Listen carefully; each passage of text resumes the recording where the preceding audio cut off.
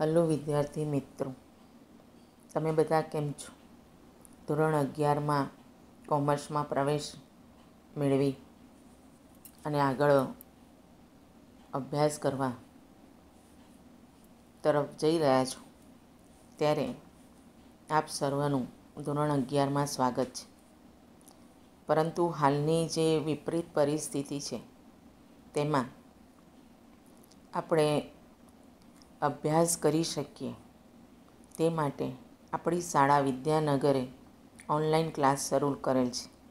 એટલે તમે બધા જ ઘરે રહી કુશળતાથી સારી રીતે અભ્યાસ કરો એવી અમારા બધાની શુભેચ્છા છે. તો આજથી જ આપણે ધોરણ 11 કોમર્સ ગુજરાતી પ્રકરણ 1 નાવિક વળતો બોલિયો પદ વિશે અભ્યાસ કરીશું. તો આપણું અભ્યાસક્રમનું પહેલું પદ છે નાવિક વળતો બોલિયો, જેના કવિ છે ભાલણ. ભાલણ 15મી સદીના ઉત્તરાર્ધ અને 16મી સદીના પૂર્વાર્ધનો એમનો સમયગાળો ગણાય છે. ભાલણનું બીજું નામ, અપર નામ એટલે બીજું નામ, પુરુષોત્તમ હતું.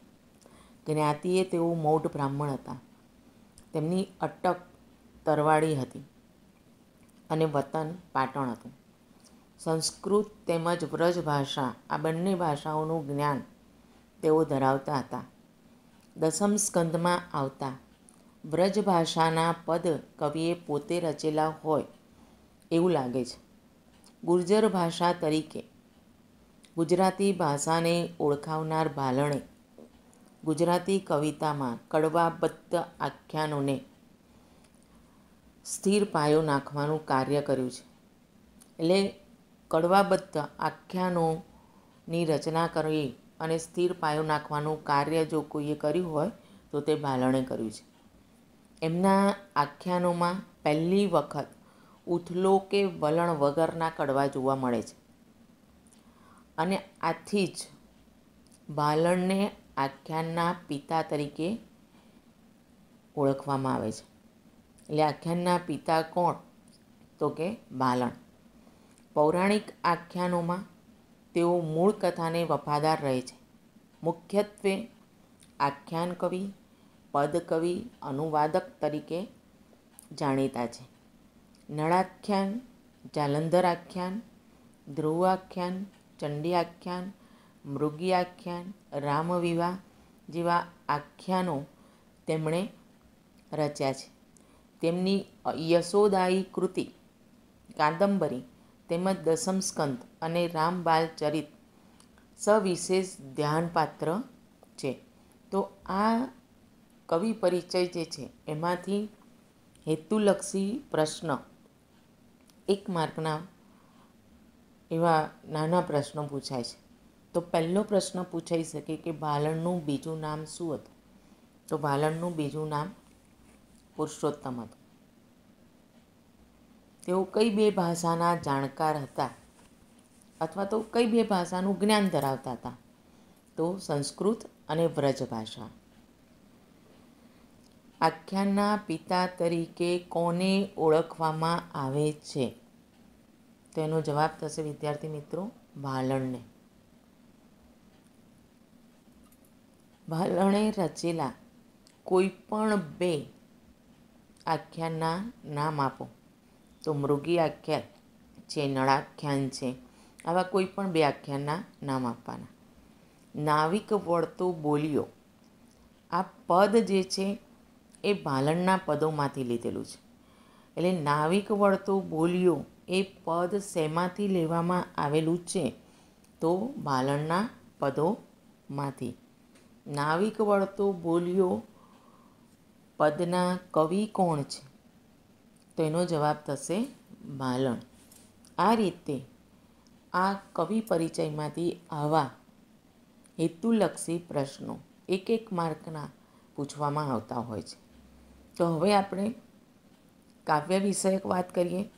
તો આ જે કાવ્ય છે એના કેન્દ્રમાં વાલ્મીકી રચિત જે રામાયણ છે અને એ રામાયણમાં આવતો જે કેવટનો પ્રસંગ છે કે રામ વનવાસ દરમિયાન ગંગા નદી પાર કરવા જાય છે અને કેવટ એમને ના પાડે છે નાવમાં બેસાડવાની. એ જે કેવટનો પ્રસંગ છે એ પ્રસંગનું આધાર લઈ અને આ કાવ્યની રચના કરેલી છે. અયોધ્યાથી વનવાસ જવા નીકળેલા રામને નદી ઓળંગવા, ગંગા નદી ઓળંગવા હોડીની જરૂર પડે છે. નાવિક જે છે એ લક્ષ્મણને, સીતાને, વિશ્વામિત્ર ઋષિને એમને નાવમાં બેસાડવા તૈયાર છે, પણ રામને નાવમાં બેસાડવાની ના કહે છે. કેમ? તો નાવિકે સાંભળ્યું છે કે ઋષિના શ્રાપથી પથ્થર બનેલી અહલ્યા રામની ચરણરજથી જીવિત સ્ત્રી બની ગઈ છે. એટલે જે અહલ્યાનો પ્રસંગ આવે છે વનવાસ દરમિયાન, ગૌતમ ઋષિના પત્ની અહલ્યા, જેને ગૌતમ ઋષિએ શ્રાપ આપ્યો હતો અને પથ્થર બની ગયા હતા. અને એનું શ્રાપનું નિવારણ જ્યારે રામ આવશે, એમને ચરણ સ્પર્શ થશે, ત્યારે ફરીથી મૂળ સ્વરૂપમાં આવશે. એ જે કથા છે, પથ્થર બનેલી અહલ્યા રામની ચરણરજથી સ્ત્રી બની ગઈ છે, એ કથા એણે સાંભળી છે.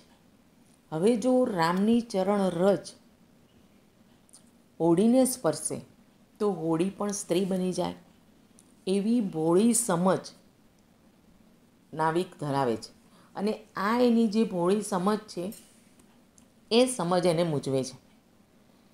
નાવિક વિચારે છે કે ઘરે એક સ્ત્રી એટલે કે પત્ની તો છે જ, અને જો ફરીથી ચરણ સ્પર્શ રામના થાય અને હોડી સ્ત્રી બની જાય તો બીજી સ્ત્રી થાય, તો બંને સ્ત્રીઓનું ભરણ પોષણ તે કેવી રીતે કરે? એનું આજીવિકાનું એટલે કે ભરણ પોષણનું એકમાત્ર સાધન હોડી જ છે, અને હોડી છીનવાઈ જાય તો? ગુરુ વિશ્વામિત્ર નાવિકની આ મૂંઝવણ જે છે એને ઓળખે છે અને એને દૂર કરવા માટે વચ્ચેનો રસ્તો બતાવે છે, કાઢે છે.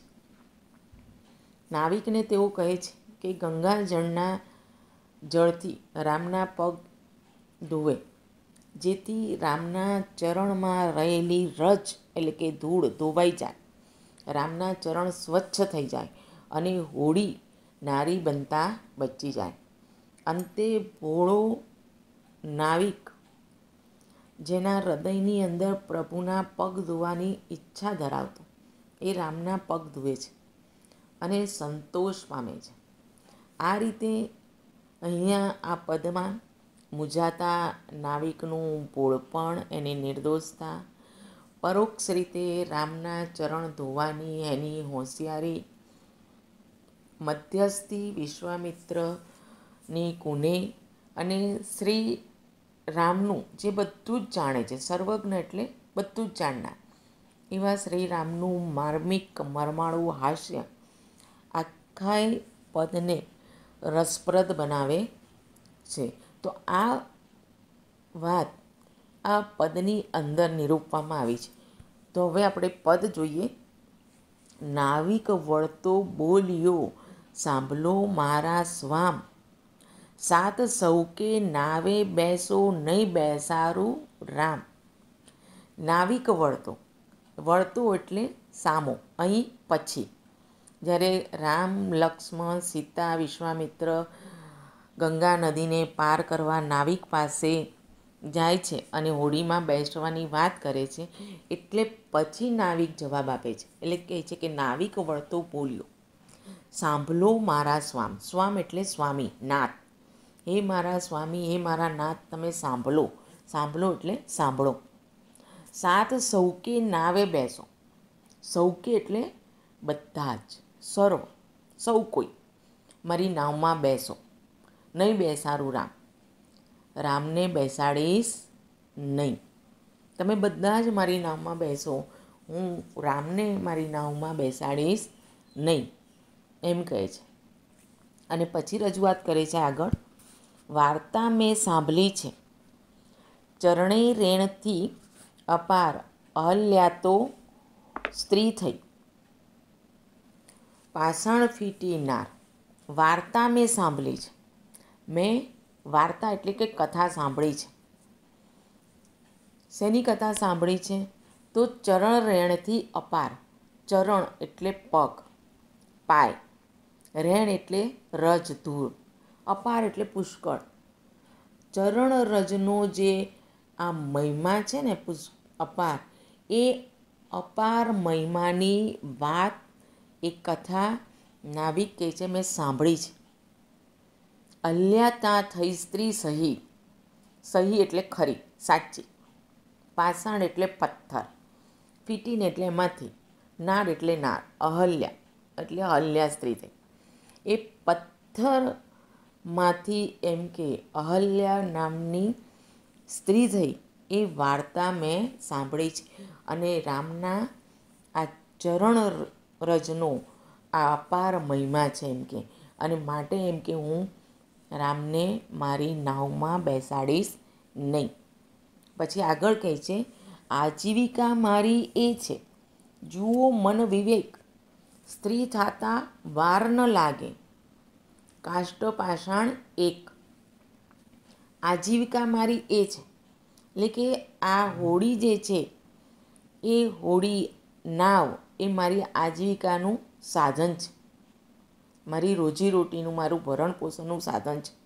જુઓ મન વિવેક, તમે તમારા મનથી વિવેકપૂર્વક જુઓ એટલે કે વિચારો.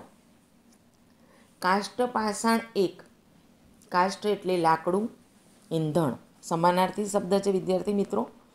પાષાણ એટલે પથ્થર, આ પણ સમાનાર્થીમાં પૂછી શકાય છે. લાકડું અને પથ્થર એક જ. અને એટલે કહે છે કે આ બંનેને સ્ત્રી થતાં વાર ન લાગે એમ કે. આજીવિકા ભાગે મારી, આગે એક સ્ત્રી છે ઘેર, બે મળીને શું જમે, હું સી કરું ત્યાં પેર.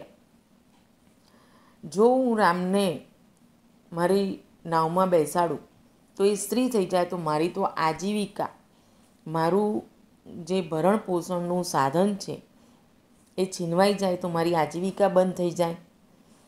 ઘરે આગે એક સ્ત્રી છે. આગે એટલે પહેલાં, અગાઉ. તો મારા ઘરે એક સ્ત્રી છે જ, મારી પત્ની છે જ.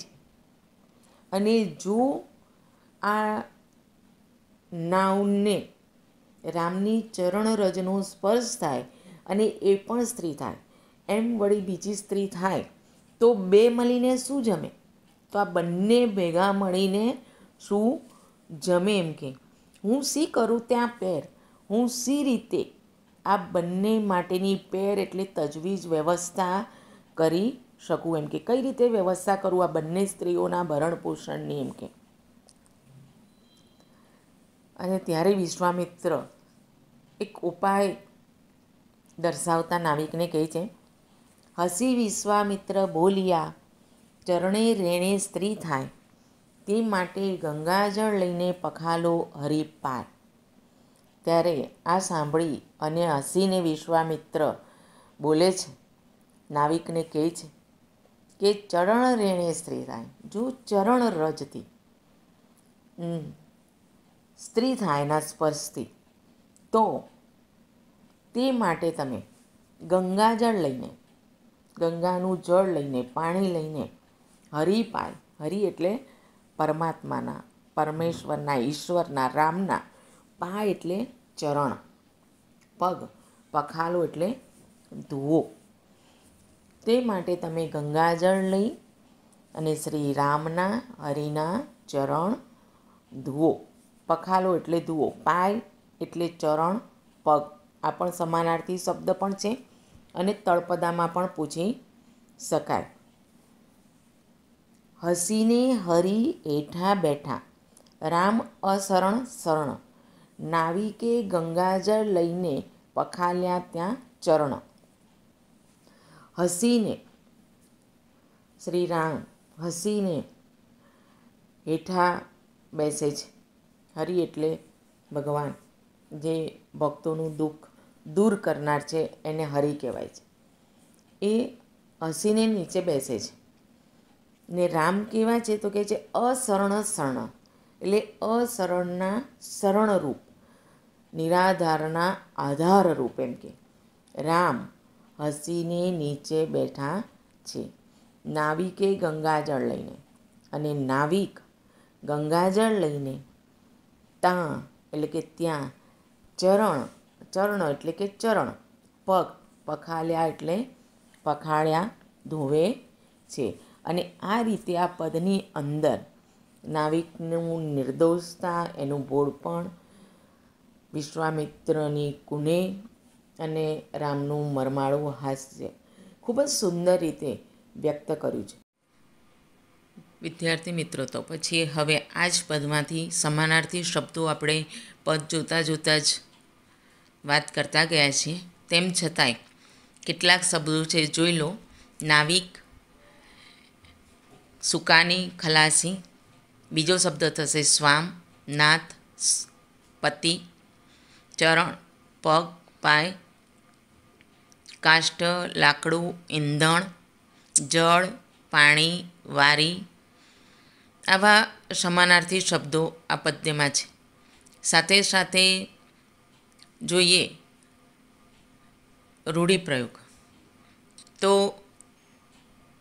આજીવિકા ભાગવી એટલે ભરણ પોષણનો માર્ગ બંધ થઈ જવો, આ રૂઢિપ્રયોગ છે. આગળ હેતુલક્ષી પ્રશ્નોની વાત આપણે કવિ પરિચયની કરી જ છે. અને હવે જે સ્વાધ્યાયના આપણા પ્રશ્નો છે, એ બધા જ પ્રશ્નો તમારા ચોપડામાં લખી અને તૈયાર કરશો અને સરસ રીતે અભ્યાસ કરશો.